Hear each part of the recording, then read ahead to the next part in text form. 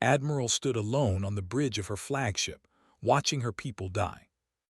The tactical display in front of her showed the battle in simple colors. Blue dots were coalition ships, red dots were ships, and one by one, the blue dots were disappearing. She had commanded the fleet for 40 years. In that time, she had watched the Dominion grow stronger while the coalition grew weaker. She had attended the funerals of friends, signed the death notices for brave officers, and given speeches about hope and courage that she no longer believed. Today, she watched the Nebula defense grid fall apart. They had brought 3,000 ships. The coalition had less than 500. The math was simple and cruel. Her people were going to lose, and 12 colony worlds with 80 million civilians would burn. Admiral, her communications officer said. His voice was shaking. "They are broadcasting again." "Put it through," said. The main screen flickered. A commander appeared. He was 8 feet tall, covered in dark armor plates that grew from his own body. His 4 arms hung at his sides, each ending in claws that could cut through metal. His eyes were black and empty, like holes in space. "Coalition fleet," they said. His voice was deep and cold. "You will surrender now. Your ships will be destroyed. Your worlds will be harvested. Your people will serve us or die. This is the only choice we offer." The screen went dark. Closed her eyes. 300 years. That was how long the coalition had been fighting. 300 years of running, hiding, and losing. There were scientists and diplomats. The other coalition races were artists, philosophers, traders. None of them had been built for war. The had.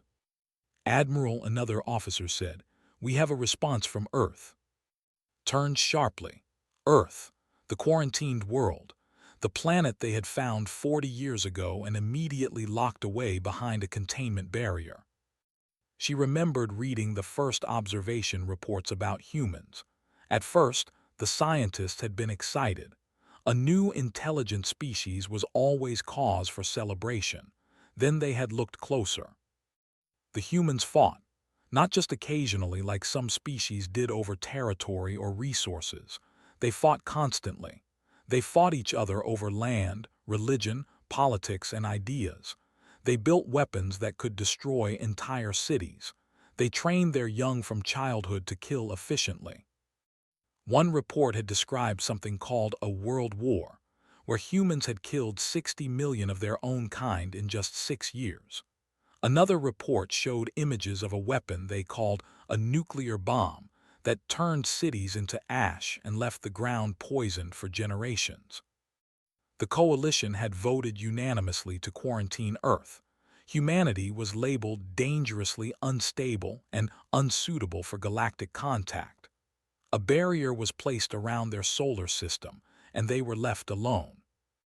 But 3 months ago, when they had destroyed the coalition's largest fleet at the Battle of Torn Stars, had sent a desperate message through the barrier. It was against every law the coalition had. It was possibly the worst decision any admiral had ever made. Or possibly the best. "Show me their response," said. A woman appeared on the screen. She was small by human standards, with gray hair and lines on her face that spoke of age and hard experience. She wore a uniform covered in medals and ribbons. "Admiral," the woman said, "I am Fleet Admiral of the United Earth Navy. We received your message 3 months ago. You asked for our help against the Dominion."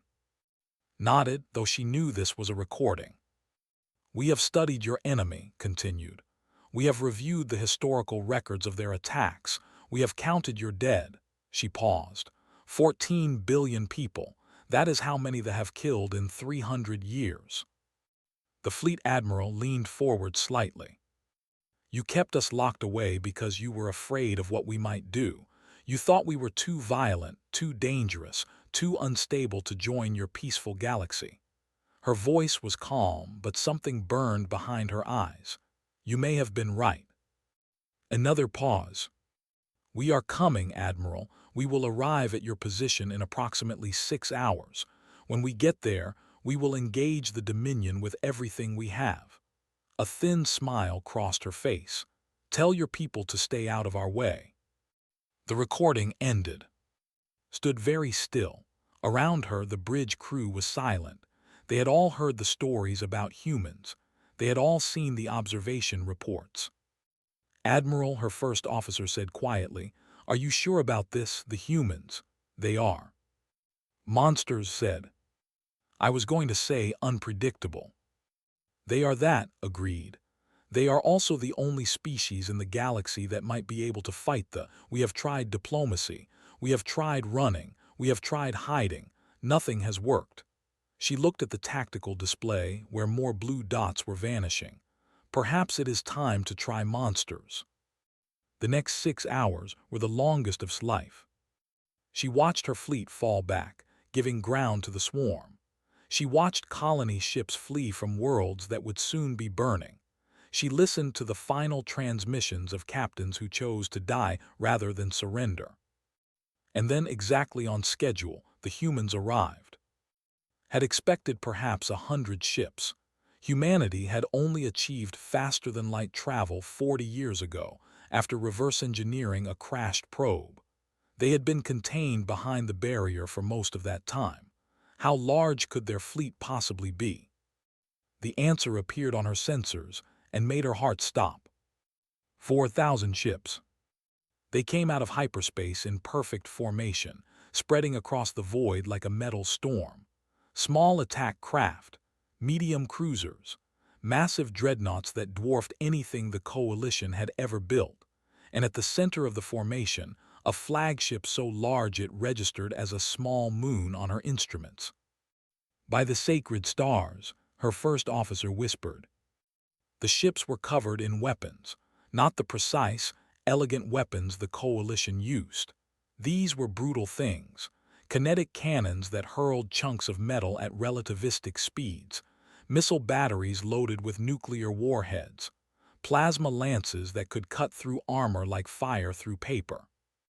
The humans had built these ships for one purpose, and that purpose was destruction. Admiral's face appeared on screen. She looked exactly as she had in the recording, calm and controlled and utterly certain. "Admiral," said, "I see they have been busy. How many ships do they have?" "Over 3,000, managed to say. "Our fleet is down to less than 200 effective combat vessels." "Understood. Pull your ships back to defensive positions around the colony worlds. We will handle the fleet." "Admiral, even with your numbers they are dangerous opponents. Their armor is nearly impenetrable. Their weapons are devastating. No Coalition species has ever." Admiral's voice was gentle but firm. "We know what they are. We have studied them carefully. We know their weaknesses." She smiled again, that thin, cold smile that held no warmth at all. "We also know our own strengths. Please trust us." Looked at the tactical display. The human fleet was already moving, accelerating toward the Armada at speeds that should have been impossible. As she watched, the human ships began to spread out, forming patterns she did not recognize. "What are those formations?" she asked. "Combat patterns developed over several thousand years of warfare," replied. "The specific one we are using now is called the Hammer and Anvil, that will meet our main fleet head-on. While they are engaged, our flanking forces will close from both sides." She paused. "They will be crushed between us." On the tactical display, the first red and human markers began to merge. The Battle of the Nebula had begun. And across the galaxy, in observation posts, and on fleeing ships, and in the bunkers of doomed colonies, the Coalition watched in horror as humanity went to war. They had never known fear. For 300 years they had swept across the galaxy like a plague. They had burned worlds and harvested populations. They had crushed every fleet that stood against them. The Coalition species ran, hid, begged for mercy. They were prey and they were predators. Supreme Commander watched the new ships approach and felt nothing but contempt. More prey, different ships perhaps, but still prey. They would break and scatter like all the others. His warriors would feast on their screaming crews. Their worlds would burn and their children would serve the Dominion forever. "Commander," his sensor officer reported, "the unknown vessels number approximately 4,000. They are accelerating toward our position at high speed." 4,000 made a grinding sound that served as laughter. "The coalition has grown brave at last, or desperate. Signal all ships. Standard formation. We will crush them quickly and continue to the colony worlds." The fleet shifted into their attack pattern. It was a simple formation because they had never needed complex tactics. They simply flew at their enemies and overwhelmed them with firepower and boarding parties. No species could match them in close combat. Their natural armor could stop most weapons. Their claws could cut through metal. Victory was always certain. The unknown ships drew closer, studied them on his display. They were ugly things, covered in weapons and armor plates. No elegance, no grace. They looked like machines designed by savages who knew nothing of beauty. "Open fire when they are in range," he ordered. "Target their largest vessels first." The weapons spoke. Thousands of plasma bolts streaked across the void, bright and deadly. In every previous battle, this would have been the moment when the enemy fleet began to scatter. Ships would veer away, trying to escape. Panic would spread through their communications. But the unknown ships did not scatter. They kept coming, they kept accelerating, and then they fired back. Had never seen weapons like these. The coalition used precise, focused beams that could disable systems and cut through armor over time. They fought like surgeons, trying to minimize damage. These new weapons were not precise. They were not focused. They were avalanches of destruction. Kinetic rounds punched through ships like needles through cloth. Nuclear missiles detonated in brilliant flashes that vaporized everything nearby. Plasma lances cut great burning wounds across his fleet. "Commander," his tactical officer shouted, "we have lost 40 ships in the first exchange." "Impossible," snarled. He looked at his display and saw that it was true. 40 blue markers had vanished in the first seconds of combat. 40 ships, gone. And the unknown fleet kept coming. On the bridge of the Unconquered, Fleet Admiral watched the battle with calm focus. Around her, officers called out updates in steady voices. They had trained for this moment their entire lives. Every human in the fleet had. "Enemy formation is holding," her tactical officer reported. "They are not retreating." "They will," said. "They do not know how to retreat. They have never needed to learn." She studied the enemy fleet. They were exactly as the observation reports had described. Their ships were large and heavily armored, bristling with weapons. Their formations were simple and aggressive. They relied on overwhelming force and close combat. They had never fought an enemy that could match them. "Execute Phase 2, ordered. All flanking groups close the trap." From both sides of the battle, human ships surged forward. They had been waiting, holding back, letting the focus on the main fleet. Now they swept in like the jaws of a great beast closing. "Saw the trap too late." "Evasive maneuvers," he bellowed. "All ships break formation." But his fleet was not built for evasive maneuvers. They had never needed to run. Their ships were fast in a straight line but clumsy when turning. As they tried to escape the closing human forces, they crashed into each other. Their formations broke apart into chaos. And still the human weapons fell like rain. In the coalition observation ships, Admiral watched the battle with a mixture of awe and horror. She had fought them for 40 years. She had never seen them like this. They were being slaughtered. The human fleet moved with perfect coordination, each ship supporting the others, each attack timed to maximum effect. When ships tried to concentrate their fire, the human vessels scattered and reformed. When they tried to scatter, the humans focused their attacks and destroyed them one by one. "Admiral," her first officer said quietly, "are you seeing this?" "I am seeing it," replied. "I am not sure I believe it." On her display, a human dreadnought was engaged with 3 battleships. By all logic, it should have been destroyed. Instead, it was cutting through its opponents with methodical efficiency. Its weapons never stopped firing. Its shields flickered but held. And then saw something that froze her blood. The human ship was launching smaller vessels, dozens of them. They were heading straight for the wounded ships. "What are those?" her first officer asked. Checked her sensors.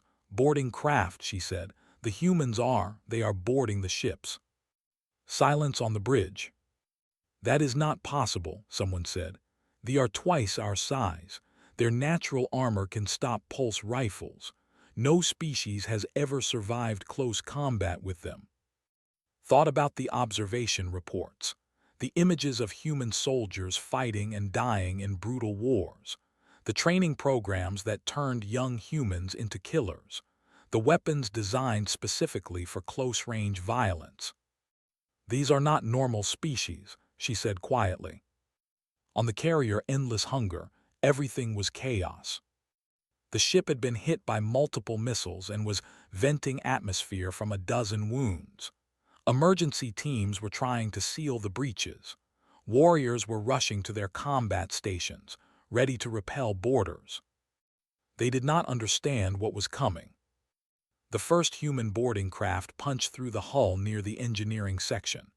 It was a brutal, simple machine, all armor and cutting tools. It tore through the carrier's outer plates and locked itself in place. A door opened. Humans poured out. They were small. That was the first thing the warriors noticed. These creatures were barely half their size, wrapped in metal armor and carrying handheld weapons. They looked weak, fragile, easy prey. The first warrior charged at them with claws extended. A human stepped forward, raised a weapon, and fired. The pulse round hit his face and punched through his skull. He was dead before he hit the ground. The other froze for just a moment, just long enough. The humans moved like nothing they had ever seen. They were fast. They were coordinated. They used the ship's corridors and cover with practiced ease, never standing still, always moving. And their weapons never stopped firing. Private was the first through the door into the main corridor. She had trained for zero-gravity combat since she was 18 years old. She had fought in 3 ground wars before volunteering for the fleet. She had spent 6 months studying anatomy, learning exactly where their armor was weakest. A warrior lunged at her from the shadows. She, letting his claws pass centimeters from her face, and put 3 rounds into the gap between his neck plates. He fell, gurgling. "Contact right," she shouted. Sergeant Minu was already moving. He threw a concussion grenade around the corner and waited for the blast. When the stunned stumbled into view, he cut them down with precise bursts. "Clear, moving up." Lieutenant was coordinating from the center of the formation. He had done this 100 times in simulation and twice in real combat against human enemies. They were bigger, but they were also slower. They relied on their armor and their size, not on skill or tactics. They were learning why that was a mistake. Engineering section in 50 meters said, "Take point. Minu cover our rear, everyone else standard assault formation." They moved through the dying ship like ghosts, leaving bodies behind them. On the bridge of the Endless Hunger, received the reports with growing disbelief. "What do you mean they are advancing? There are only 50 of them. They have already killed 30 of our warriors. Our weapons are not. They are not stopping them. They move too fast. They fight without fear." "They are prey," roared. "All species are prey." The lights on the bridge flickered. A distant explosion shook the ship. A trembling officer said, "They have reached engineering. They are taking control of our ship." Looked at his tactical display. Across the battle, similar reports were coming in from dozens of ships. The small creatures in their metal armor were cutting through crews like fire through dry grass. For the first time in his life, felt something cold in his chest. He felt fear. Lieutenant had been a soldier for 16 years. He remembered his first day of training, when he was just 19 years old.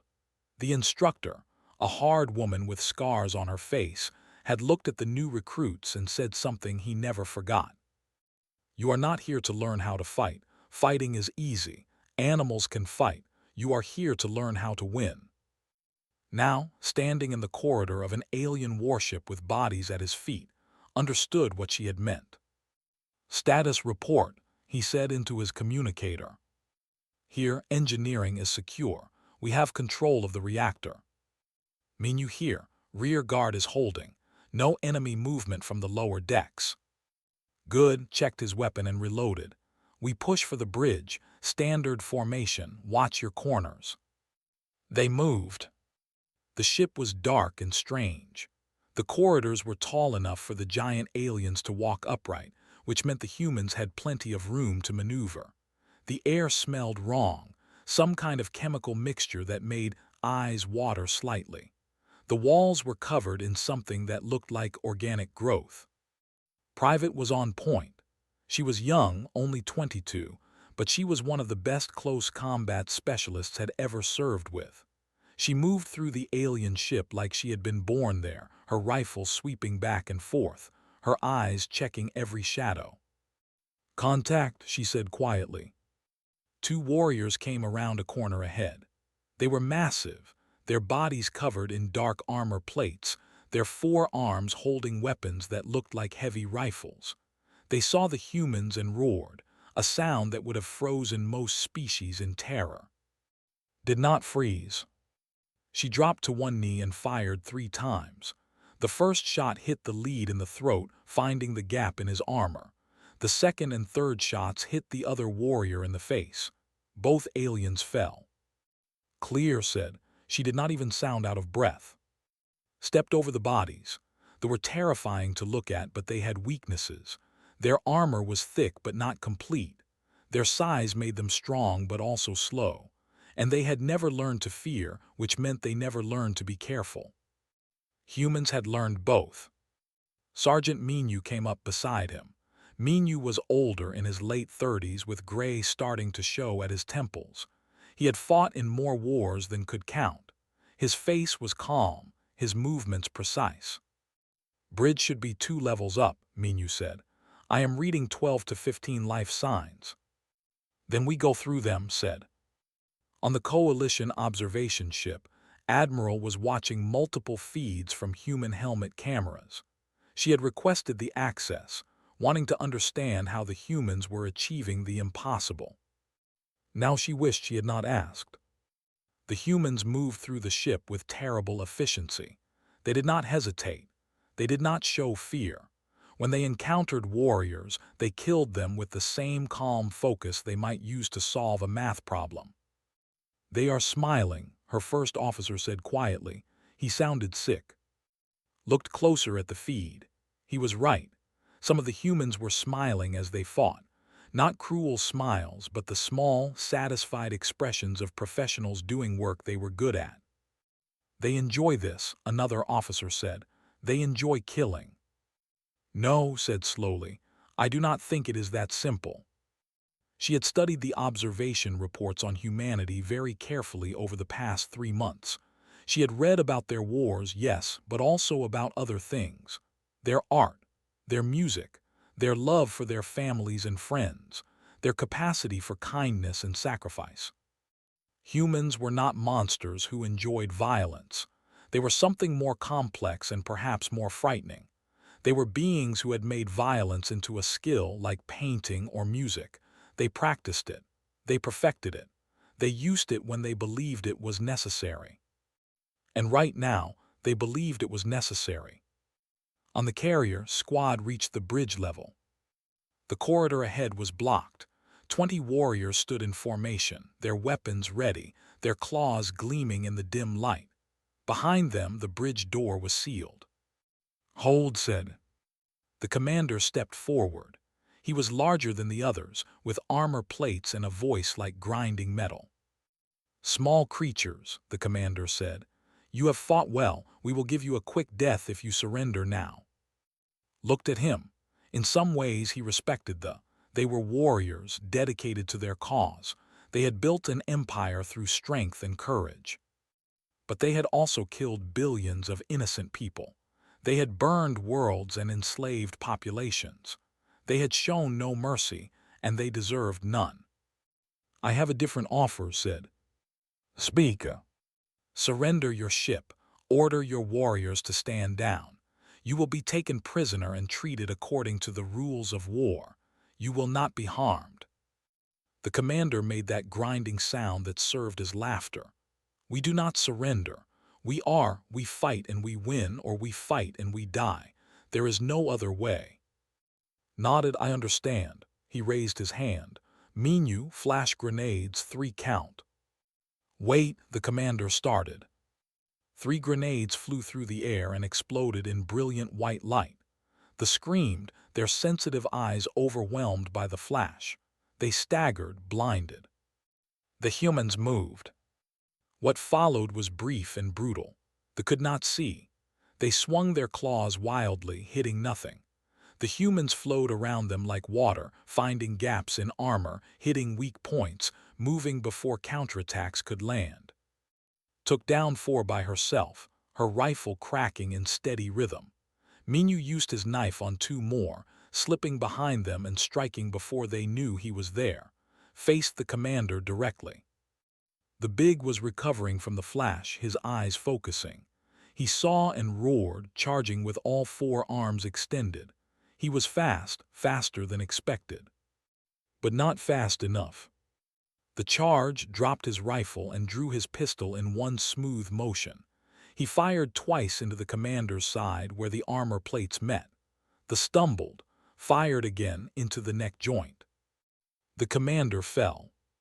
"Bridge is clear," reported, moving to secure. Across the battle, similar scenes were playing out on dozens of ships. Human boarding parties were cutting through crews, seizing control of vessels, turning the enemy's own fleet against them. And on the command ships of both forces, leaders watched with very different emotions. Fleet Admiral observed the progress with quiet satisfaction. The battle was going exactly as planned. The fleet was in chaos, their formations destroyed, their ships either burning or captured. Casualty reports from the boarding parties were coming in, and they were acceptable. Not good, but acceptable. Every lost soldier was a tragedy, but this was war.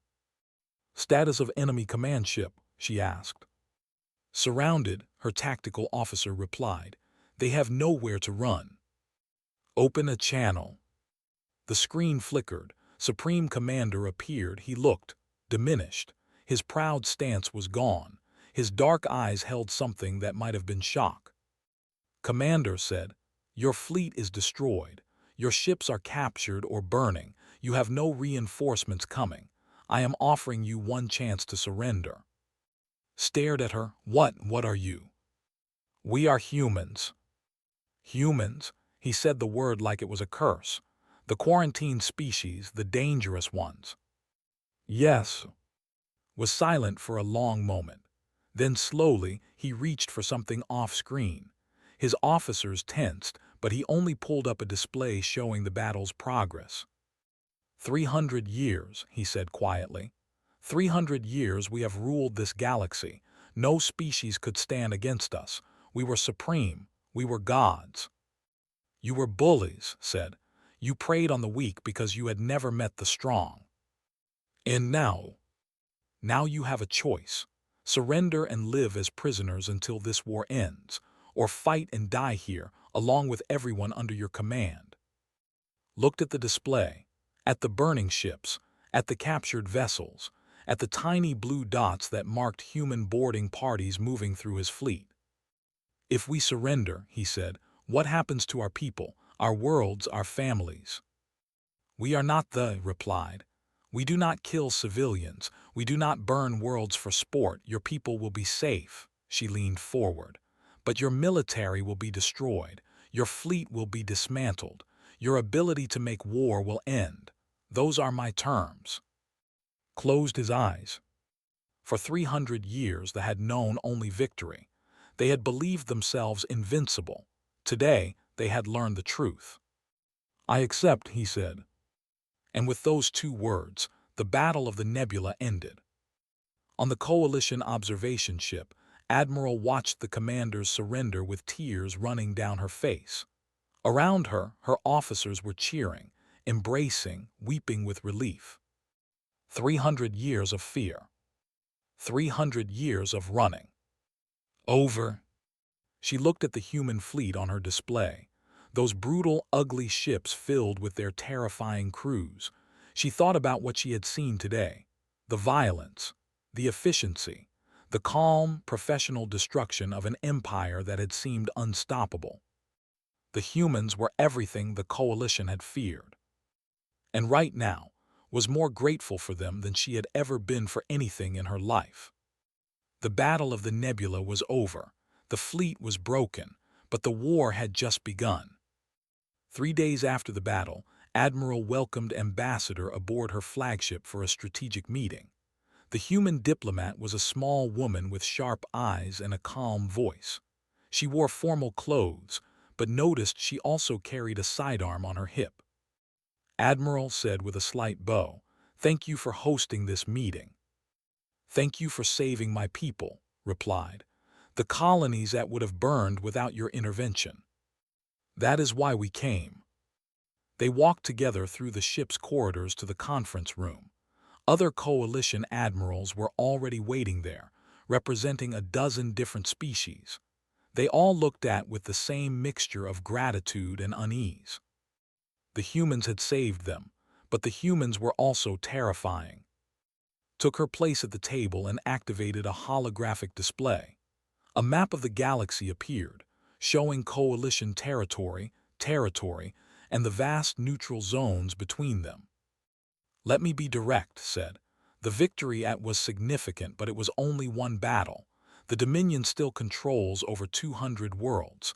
Their military is damaged but not destroyed. If we stop now, they will rebuild. In 10 years, maybe 20, they will return."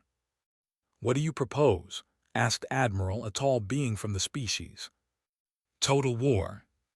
Silence in the room. "We know where their core worlds are," continued, highlighting systems on the map. "We know where their shipyards are located. We know the routes their supply fleets use. With the Coalition's intelligence and our military strength, we can strike at the heart of the Dominion." "You want to invade their space?" asked.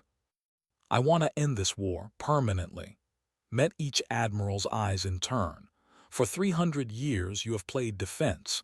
You have retreated, negotiated, tried to contain them. It has not worked. Every decade they grow stronger and you grow weaker." "We are not warriors," Admiral of the said quietly. "We have never been warriors."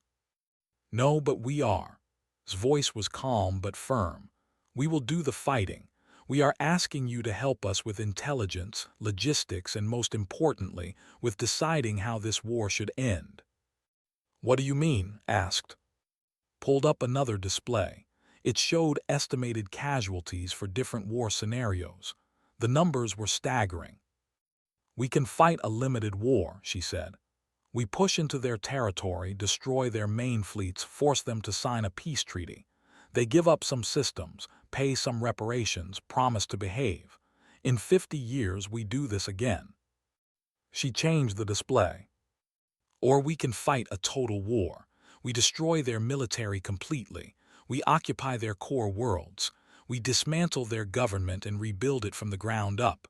No more dominion, no more threat, ever." "That sounds like what they would do to us," Admiral said.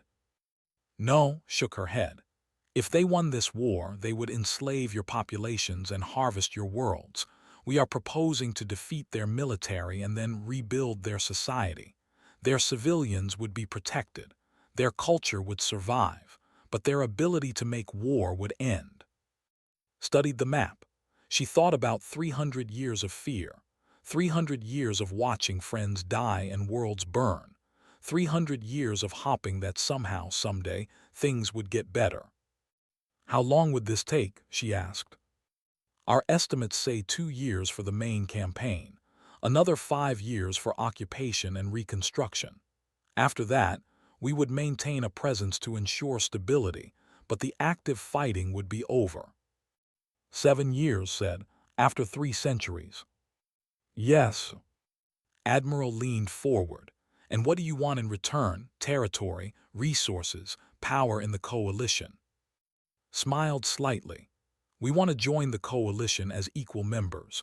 We want access to your technology and your knowledge. We want to trade and travel and explore. She paused. And we want to make sure that nothing like the ever threatens innocent people again. You want to be protectors, said. We want to be useful. His voice was quiet now. Ambassador, I will be honest with you. Humanity has a complicated history.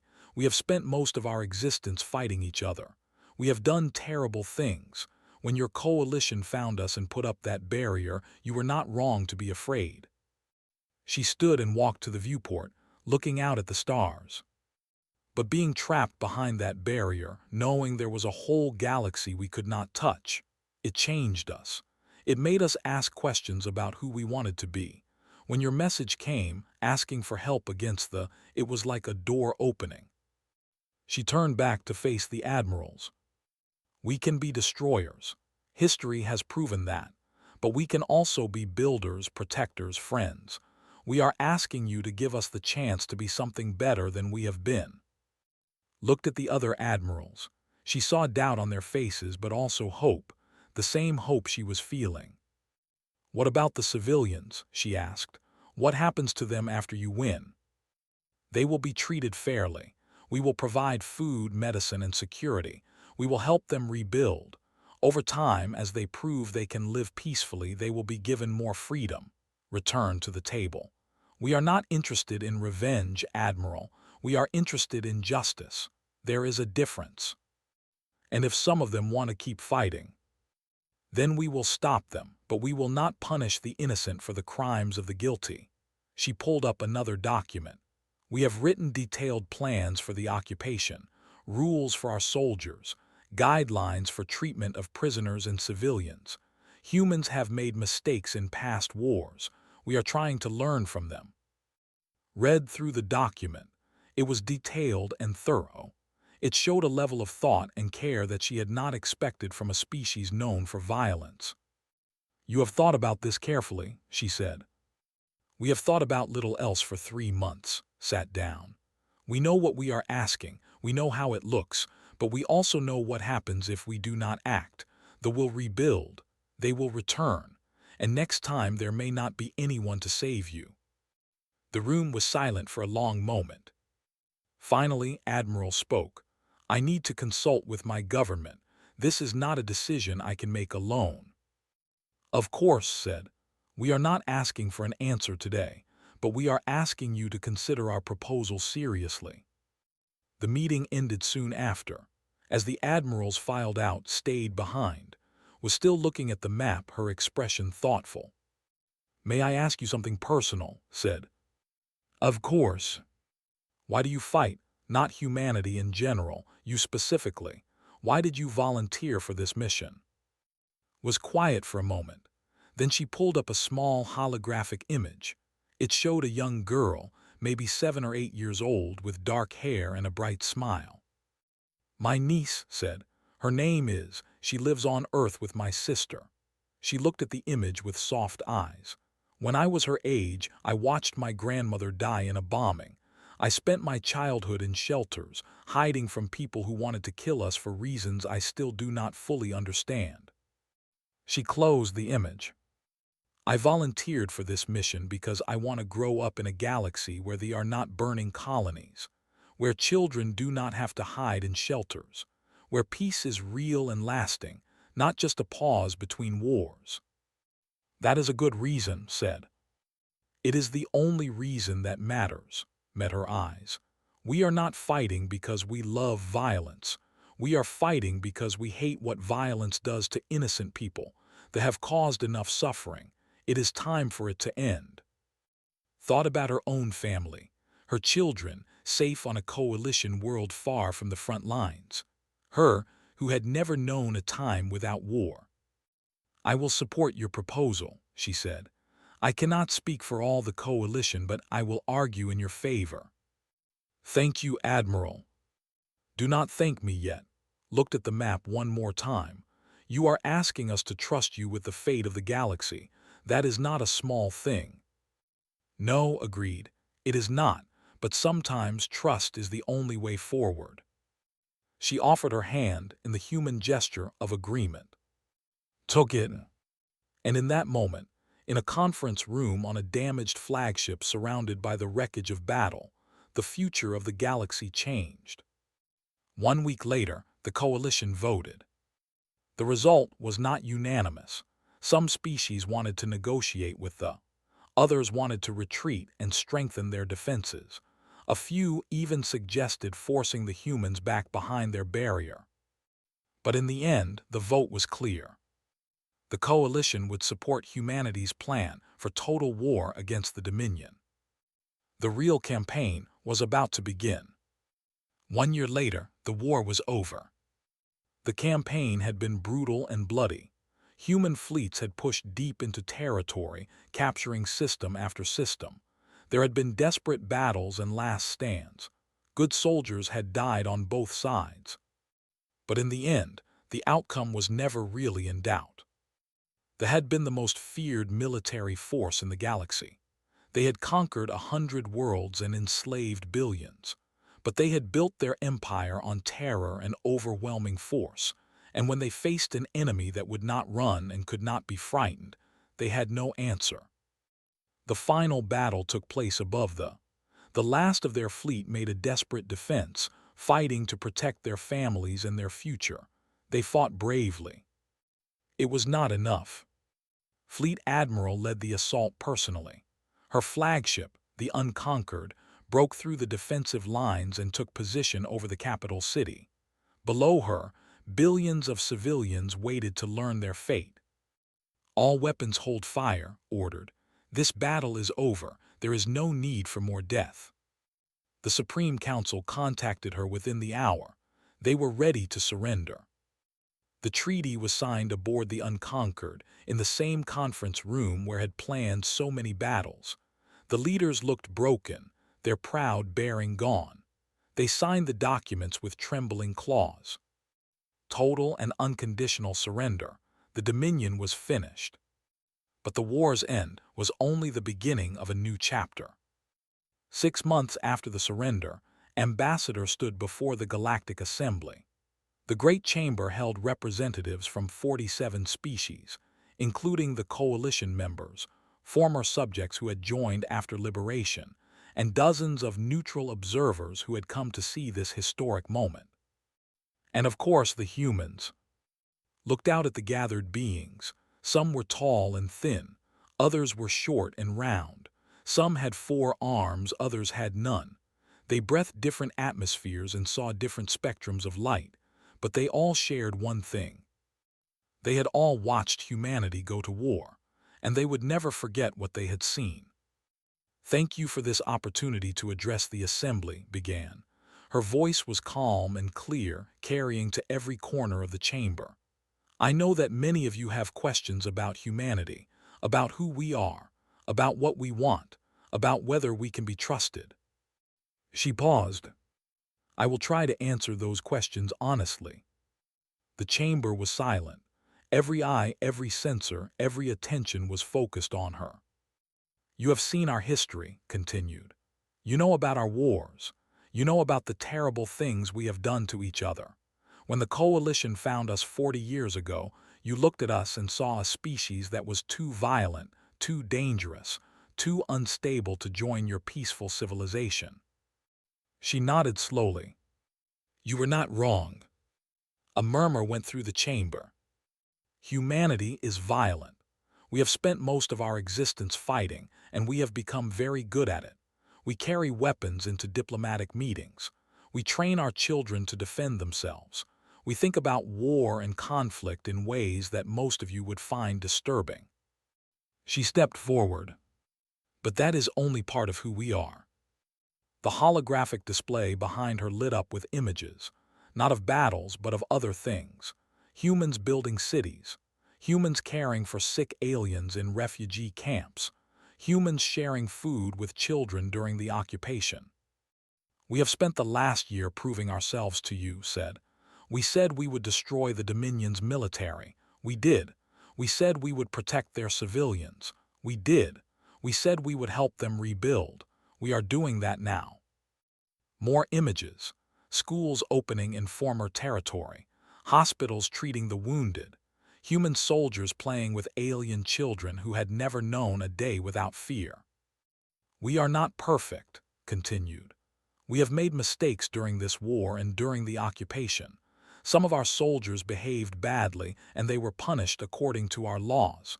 We are still learning how to be the kind of species we want to be." She looked around the chamber. "But here is what I want you to understand about humanity. We choose who we fight for. For 300 years, you faced the alone because you thought we were too dangerous to contact. Now they are defeated, and it is because you finally asked us for help." She straightened.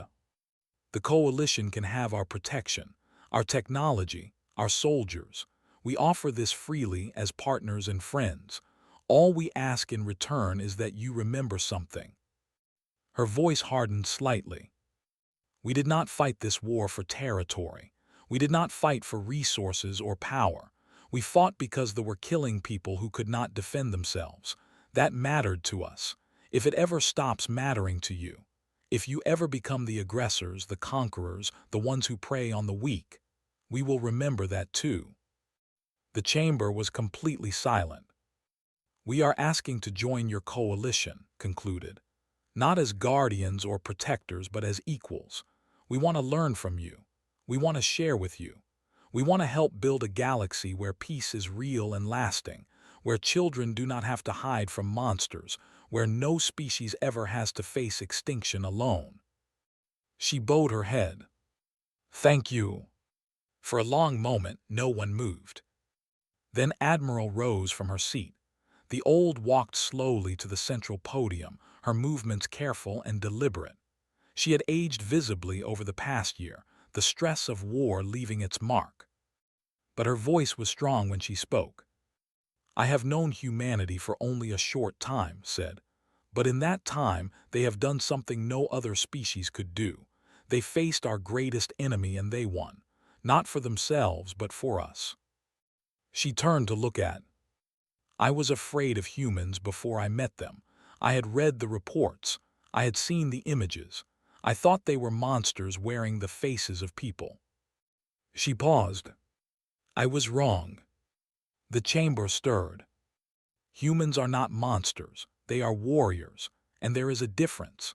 His voice carried across the great room. "Monsters kill because they enjoy it. Warriors fight because they believe it is necessary. I have watched human soldiers show mercy to defeated enemies. I have watched them protect civilians at the cost of their own lives. I have watched them build where others would only destroy." She extended her hand toward in the human gesture of friendship. "On behalf of the coalition," said, "I welcome humanity to the galaxy." Took her hand. And across the chamber, slowly at first, then faster, the representatives began to applaud. Species that had never agreed on anything found themselves united in this moment.